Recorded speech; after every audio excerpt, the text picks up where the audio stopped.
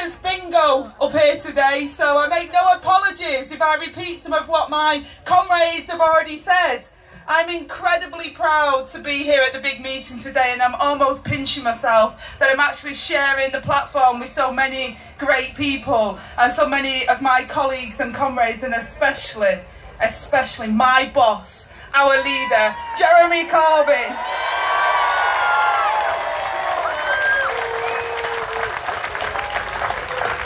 As ever, today we're standing on the shoulder of giants. For generations we have been coming here to celebrate our great movement, but today we also honour Davy Hopper and Davy Guy, who did so much for this tradition to keep it alive. Comrades and friends, it's a tradition that means so much to me because today is like coming home. I didn't have the same kind of background as most MPs. I grew up in one of the poorest households on a council estate, and my mum was one of 11 children herself who loved me to bits but couldn't read or write, let alone teach me. So I wasn't ready for school. I wasn't there. I was only attending schools to get my free meal. I left school at 16 pregnant and with no qualifications and no job, and for a while I had no permanent home. I worked as a home carer on a minimum wage and on a 0 hours contract, but of course we called ourselves casual workers in them days. And that is where I first joined a trade union. And being active in North West Unison is where I found the power of solidarity, and is where I got my education.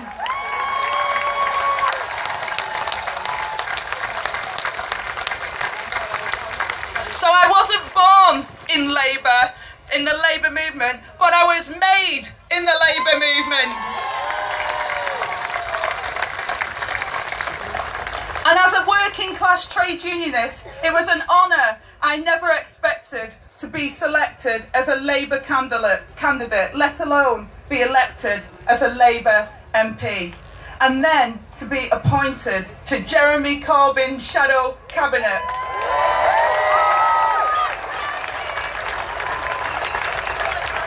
But comrades, as a working class trade unionist, there can be no greater honour than to speak at this event today.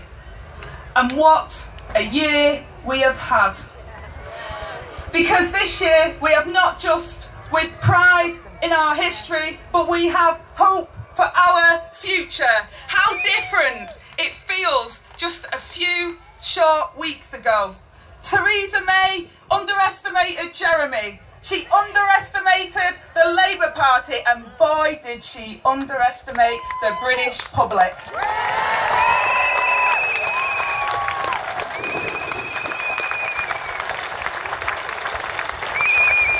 In her arrogance, she thought that they would hand her a blank cheque, and instead they handed her her notice. She started the campaign warning that if enough people voted for Labour, there would be a coalition of chaos with a weak Prime Minister pursuing extremist policies propped up by a small sectarian party. And now she's proving it.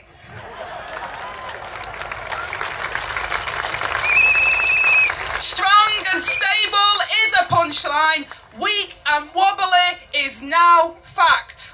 We have a Prime Minister who is no longer running her own cabinet, she's running away from her cabinet. And comrades, the Queen's speech could have been written on the back of a post-it note.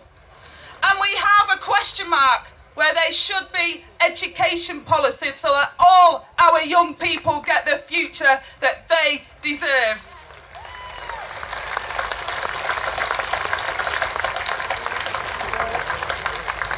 And you know what, comrades? They were so desperate that they even made the Queen Miss Ascot.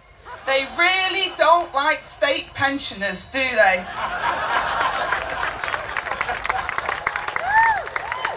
They're so desperate for friends that today they've resorted to announcing a deal with President Trump, the man who replaced audacity of hope with the audacity of grope.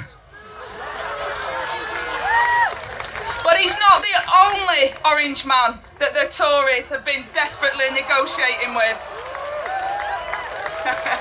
I'll keep them coming. I'm here all afternoon. Because Theresa May got it wrong, but she's still clinging on, trying to hold on to power. She has paid out billions of pounds to money for the support of the DUP's Arlene Foster, the most expensive right-winger since Cristiano Ronaldo.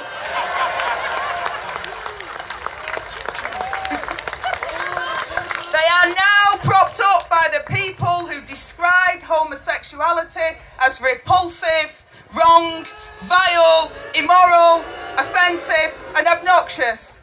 Well, I tell you what's repulsive, wrong, vile, immoral, offensive and obnoxious. Their hatred and prejudice.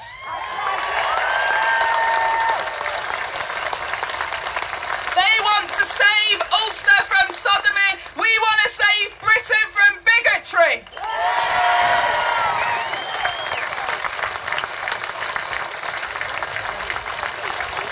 And you know, comrades, you know, the Tories in Parliament, they think they're born to rule. And they look at me and they think that I was born to serve. Well, let me tell you, comrades, my job as an MP is to serve our class, not theirs.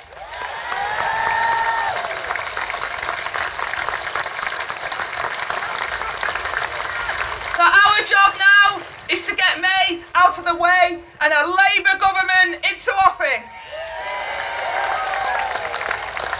But not just any old Labour government, comrades. A Labour government that can put in practice that manifesto we stood on, that gave us a message of hope, that beat the Tories and their message of fear.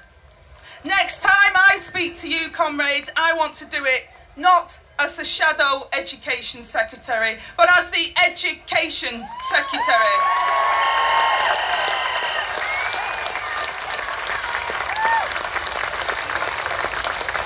I want to come and tell you how I am making our National Education Service a reality, and I will do it by working with those who work to educate rather than against them, by ending the attacks on teachers and their pay, and not just the teachers, but the teaching assistants and support staff who keep our system going.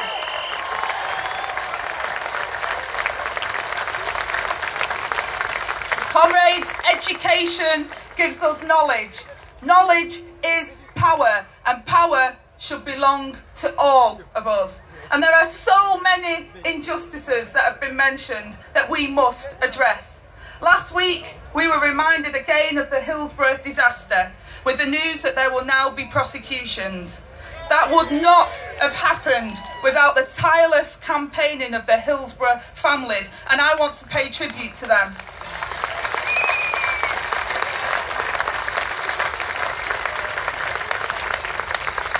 But there are other injustices in this country that have been allowed to stand for too long, and we need justice for Orgreave. We need it now. Many miners are still living with the consequences of what happened that day in 1984.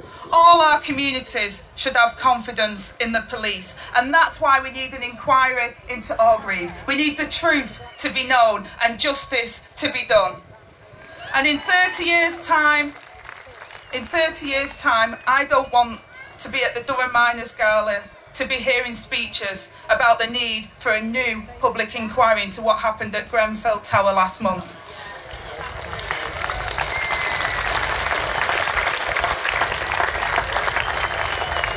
Brothers and sisters, our thoughts are with the victims and those affected by this horrific and devastating disaster, and with Matt Rack's members in the Fire Brigade Union. We need to ensure that they are equipped to do their job, and that the victims get the help that they need now and over the coming months and years to rebuild their lives. But comrades, that's the very least that we need to do. We also know that we need to know what happened so that we can make sure that it never happens again. Cutting public spending, cutting social provision, cutting regulation, cutting rights and cutting standards put us all at greater risk. If we want to stop this happening again, comrades, we need to know the role that played in Grenfell disaster. We need to know the truth about Grenfell, and we cannot allow another cover-up. So we need justice. Justice for Hillsborough, justice for Orgreave, and justice for Grenfell.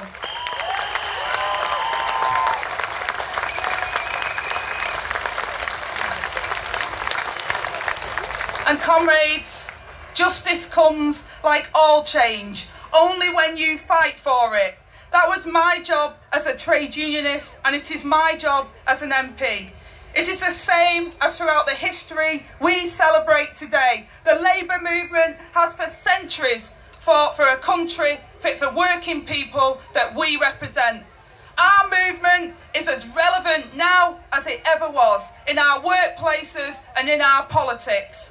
All that we have got because we fought for it. But there is still so much more that we need to do. So I am proud, absolutely proud. This day has been one of my best days of my life to speak here today to you under the banner of the Durham Miners Association.